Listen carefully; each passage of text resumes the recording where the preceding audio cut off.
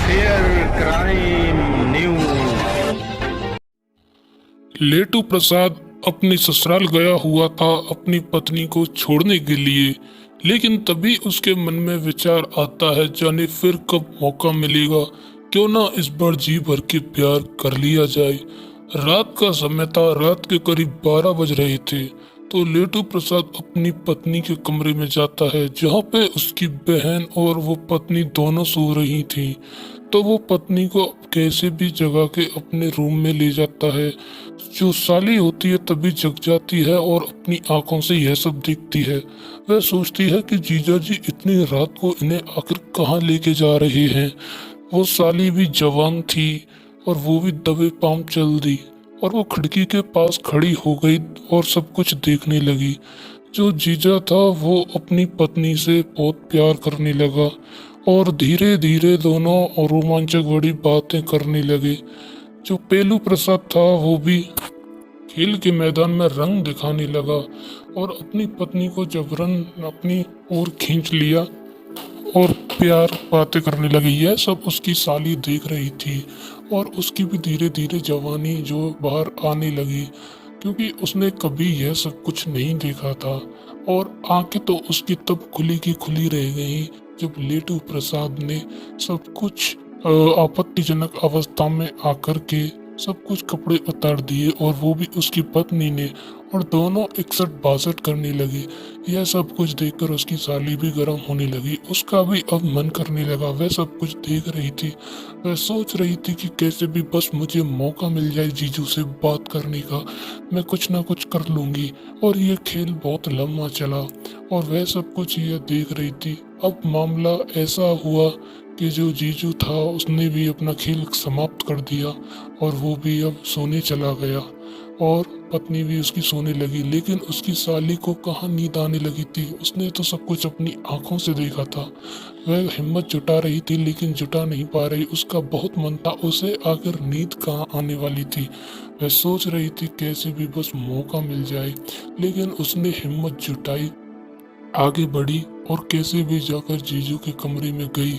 उसने सबसे पहले दरवाजा बंद किया और फिर लाइट बंद कर दी और बिना कुछ कहे अपने जीजू लेटू प्रसाद के बगल में जाकर सो गई और कम्बल को ऊपर से ओढ़ लिया और उनके गले लग गई और धीरे धीरे उसे प्यार करने लगी। लेटू प्रसाद की नींद खुली तो उसने सोचा कि शायद ये मेरी पत्नी होगी और वह सब कुछ अब देख रहा था, लेकिन उसे ये मालूम नहीं था कि ये मेरी पत्नी नहीं है। उसने सोचा शायद इसका दोबारा मन किया है, तो उसने भी उसको सीने से लगा लिया। ऐसा करते ही जो शाली थी उसकी धड़कन और जोर से बढ़ गई और वह अपने जीजा को किस करने लगी। अब मामला इतना बढ़ गया था कि जो जीजा था उसने लेटू प्रसाद ने अपने पप्पू को तैयार किया और खेल के मैदान में उतार दिया।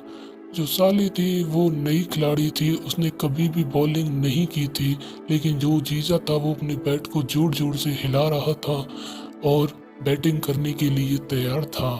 जो साली थी उसने कभी बॉलिंग नहीं की थी, पहले तो उसे डर लग रहा था क्योंकि उसने कभी बॉलिंग नहीं की थी। वह खेल के मैदान में उतरी और धीरे धीरे बॉलिंग स्टार्ट करना शुरू किया और वही काम जीजा ने किया कि शुरुआत में थोड़ा टाइम लिया और धीरे धीरे बैटिंग की। लेकिन अब तो साली उठा उठा के देने लगी तो जीजा भी फुल मूड में आ गया और चौकों छक्कों की बारिश कर दी और वह भी फास्ट बैटिंग करने लगा। उसे भी खूब मजा आने लगा। लेकिन जीजा ने सोचा कि इससे पहले तो मुझे बैटिंग करने में इतना मजा कभी नहीं आया, फिर आज ये मजा कैसे।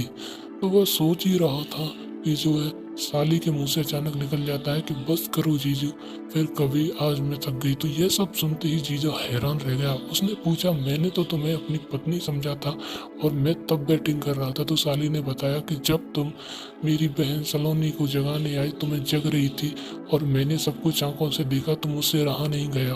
मुझसे कोई गलती हुई हो तो मुझे माफ कर देना। इतना सुनते ही जीजा ने पूछा तुम मुझसे इतना प्यार करती हो, और उसे गले से लगा लिया।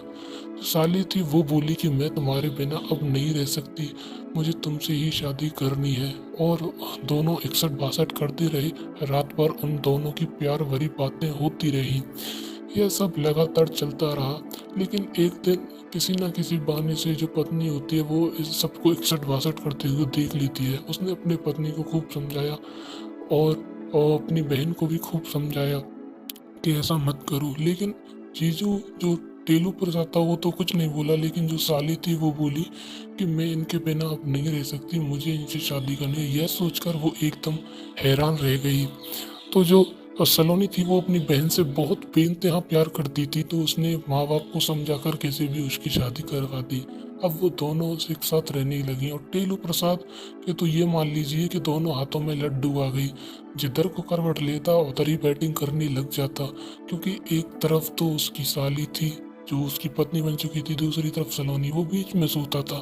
तो दोस्तों, आपने देखा कैसे समाज में लोग आजकल रिश्तों को तार तार कर देते हैं, कैसे आपराधिक मानसिकता जो है समाज में पनप रही है, कैसे रिश्तों को शर्मसार किया जाता है। तो सावधान रहें, सुरक्षित रहें, अपने परिवार का ख्याल रहें और जो आपके बहुत ज़्यादा करीबी है उन पे अपनी पूरी नज़र रहे, एक मिनट के लिए भी उन्हें अकेला ना छोड़ें।